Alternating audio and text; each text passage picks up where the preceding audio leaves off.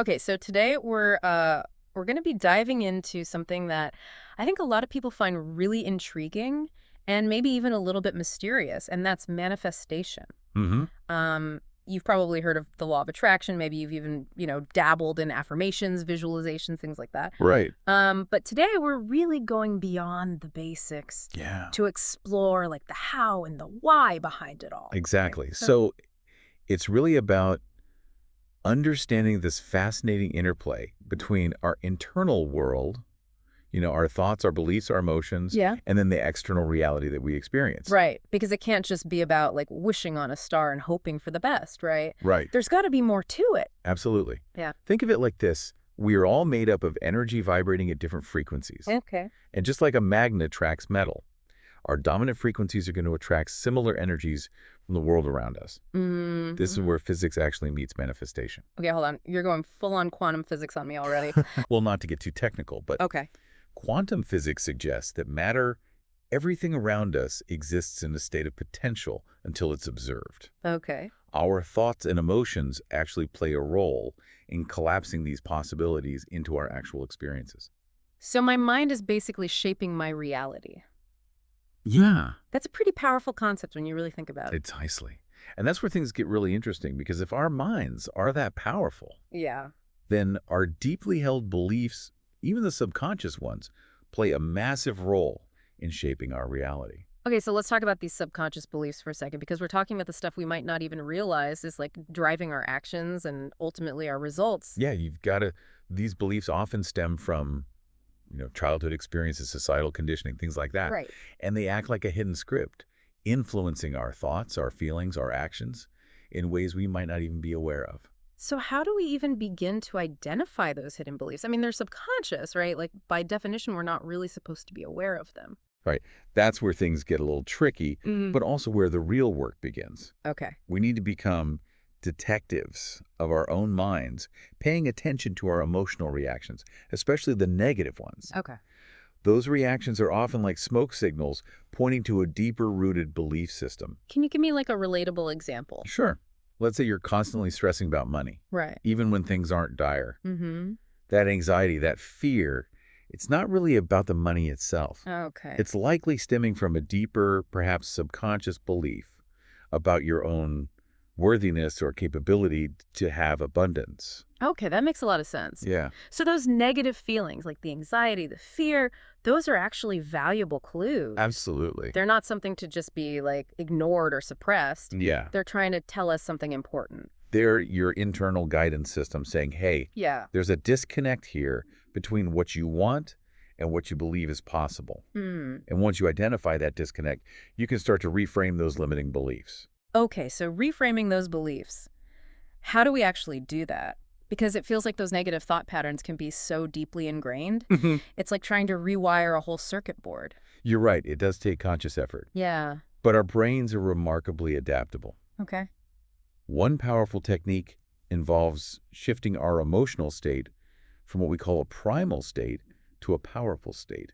Okay. Tell me more about these primal and powerful states. Yeah. What do they look and feel like, and how do we make that shift happen? We'll unpack that right after this quick break. All right. So before we went to break, we were talking about the power of our subconscious beliefs Mm-hmm. and how those can sometimes hold us back from really manifesting what we want. Right. We even touched on the idea of shifting from a primal state to a powerful state. Yeah. So tell me more about these states. Yeah. What are they all about?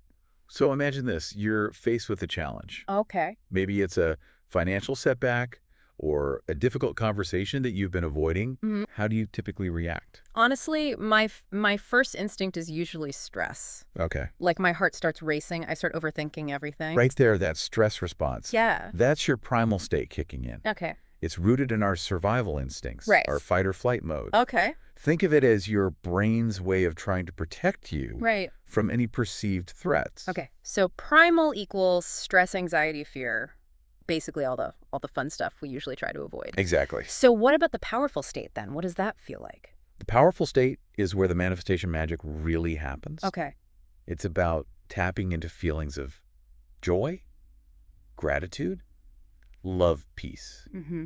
a deep sense of inner knowing that everything is working out for your highest good, Yeah. even if you don't have all the answers right now? So how do we access this powerful state, especially when, like, you know, life throws curveballs our way? Because I get it, like, it's easy to feel grateful when everything's going smoothly. Yeah. But what about during those, like, really challenging times? That's the million-dollar question. Like, it's about cultivating a practice, Okay. a conscious effort to shift your perspective. Hmm.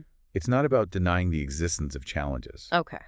but rather choosing to view them through a more empowered lens. So give me some practical tips. Like, how do I actually make that shift Sure. from feeling stressed and overwhelmed to actually, like, embodying this powerful state? It all starts with awareness. Okay. The moment you notice yourself kind of spiraling into that primal state, Yeah.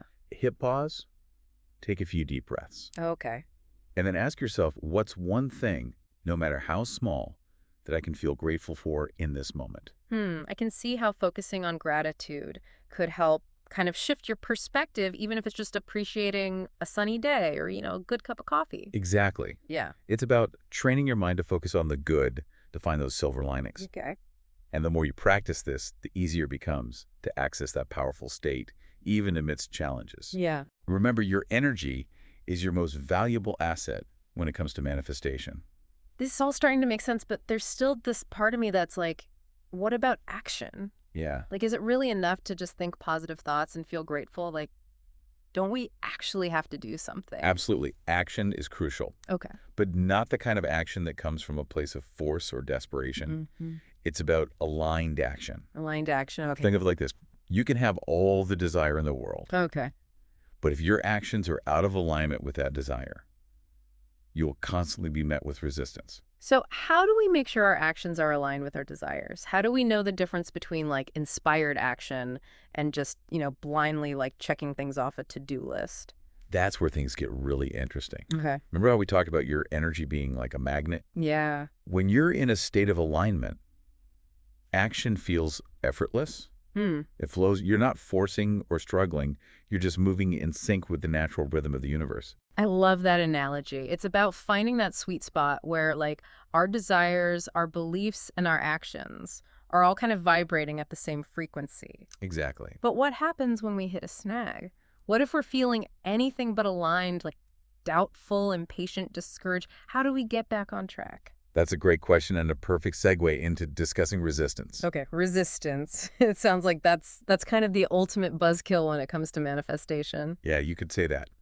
It's really anything that blocks that natural flow of manifestation. Okay. It's that gap between where you are now and where you want to be. So it's not just about, like, pushing past any doubts or fears that pop up. Right. It's deeper than that. It's deeper than that. Remember those subconscious beliefs we talked about? Yeah. They often show up as resistance, Okay. disguised as procrastination, Right. self-sabotage, Okay. even just plain old lack of motivation. So how do we actually, like, tackle this resistance head on? Do we need to become, like, resistance warriors, Yeah. constantly battling these negative thoughts? Not exactly battling. Yeah.